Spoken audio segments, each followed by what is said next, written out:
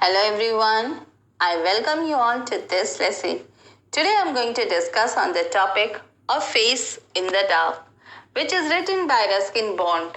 In this lesson, I will discuss the title of the story, about the author, the story in detail, characters in the story, theme and moral of the story. So here I begin.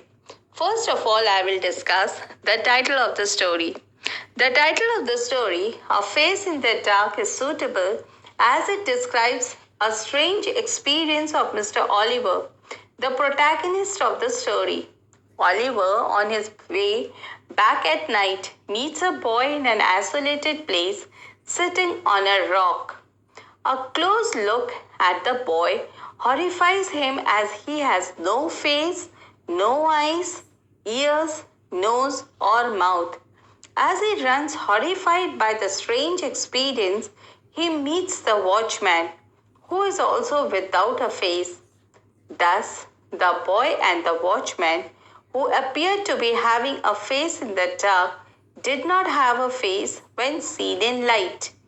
The story is set on the dark, windy night. It revolves around Mr. Oliver and face of a boy in the dark. It is a strange story, as the title says, and the title itself gives us a hint about the horrors or mystery. So therefore the title, Face in the Dark, is justified. Now a brief description about the author, Ruskin Bond. Ruskin Bond is an Indian author of British descent. He lives with an adopted family in London, in Landour, Missouri, India. He was born on 19th May 1934. He has been writing for 60 years. He has been honored with several awards. In 1957, he received the prestigious John Lively Award. In 1999, he received Padma Shri Award. In 2014, he received the Padma Bhushan Award and the 2 awards from the Sahitya Academy. In 2012, the Delhi government gave him its Lifetime Achievement Award. Now, I'll discuss about the characters present in the story. So, my first character is Mr. Oliver. Mr. Oliver is an Anglo-Indian teacher in a reputed English public school in Shimla, Himachal Pradesh, India. He speaks very little in the course of the story. Mr. Oliver is a man of knowledge and skills. To have got the position as a teacher in a school which has been called the Eton of the East. He also seems to be professional and able to his business, and that is why he has been teaching there for several years. Oliver is also a realistic man, as the narrator mentions in the story that Oliver was not a nervous or imaginative man. He is seemingly courageous enough to take the lonely way through the pine forest while returning to the school compound from the Shimla Bazaar, even late at night. That only supports the narrator's comment on him not being nervous while other people were afraid of the airy sound made by the wind through the pine forest. We also find Mr. Oliver common sense in carrying a torch with him. We find Oliver as a man of discipline. He does not like the boy being out at the evening, as it was against the rule of the school. As when he sees the boy, he says, "What are you doing out here, boy?" Hence, we find 3 major characters in the story, A Face in the Dark. Mr. Oliver was a bachelor without many friends and an Anglo-Indian teacher. He also claims that he was neither a nervous nor an imaginative man. However, the vision he encounters raise valid questions about his claim. The faceless schoolboy, who is depicted as a supernatural being, is indeed scary and seemed quite sad about something, although he could have been crying to get Mr. Oliver's attention. We cannot say for certain if that was indeed the cause. The faceless watchman was quite like the boy, though no signs of sadness had overshadowed him, in spite of the fact that he was inclined towards caring Mr. Oliver. He did not forget his manners and kept on addressing Mr. Oliver as Sir. My second character is the weird child, the little boy. One evening, Mr. Oliver was traveling through the forest when he suddenly hears someone sobbing. He tries to look for the source and ends up finding a young boy crying into the palms. Oliver was surprised and inquires about the boy's well-being. He advises him that it is not safe for a young child to wander out of the school at that hour. The boy does not respond or ceases his sobbings. Oliver continues with his questions, and the boy eventually raises his head. But when the light from the torch strikes his face, Oliver is petrified. The boy's face lacked eyes, ears, mouth, and any development. It was plain, round, and featureless. Suddenly, the torch switches off, and it instills a sense of trepidation in Oliver. He drops his torch and scampers towards the school, howling for help. My third character is the school watchman, Mr. Oliver. When he came running after meeting the weird boy, soon he approached the school watch guard. When the watchman inquires about the commotion, Oliver narrates his account of the events. He settles down a little after having the security of the watchman's company. He is soon overtaken by fear that he forgets about finding why the boy was crying or if he needed help. His fear had seized his ability to empathize. As he was describing his horrifying encounter, the light from the watchman's lantern falls on his face. To Oliver's shock, even the watchman's face is devoid of any features like eyes, ears, nose, etc. The story ends with the revelation of Watchman's face. Now I'll tell you the story, A Face in the Dark by Ruskin Bond. A Face in the Dark is an interesting suspense story by Ruskin Bond, where the author brilliantly exploits the elements of fear and darkness to capture the reader's imagination. Dealing with the themes of fear, darkness, and supernatural, A Face in the Dark has a quick-paced plot which draws the reader in before leaving an unforgettable impression by keeping the climax right till the very end of the story. A Face in the Dark follows a scuffling incident experienced by Mr. Oliver, an Anglo-Indian teacher from a well-reputed school in Shimla. This school had been named as Eton of the East by the Life magazines and has groomed generations of boys from wealthy Indian families. Mr. Oliver, the protagonist of the story, is said to have had the habit of strolling in the Shimla Bazaar after 3 miles from the school during the evening before returning via a shortcut through a pine forest. The tall pine forest would often make an awfully sad whistling sound when the strong winds passed through them. In the story, the nature of this sound seems to have disturbing effect on the passers-by who avoid traveling through the forest and stick to the main road because Mr. Oliver was not a nervous or an imaginative man. We find him taking the road less traveled. He has carried a torch whose batteries are running out and whose light have and whose light more fitfully assists to the narrow forest. Definitely not a good sign for Mr. Oliver. The flickers of the light from his torch falls on the figure of the boy, wearing a school cap.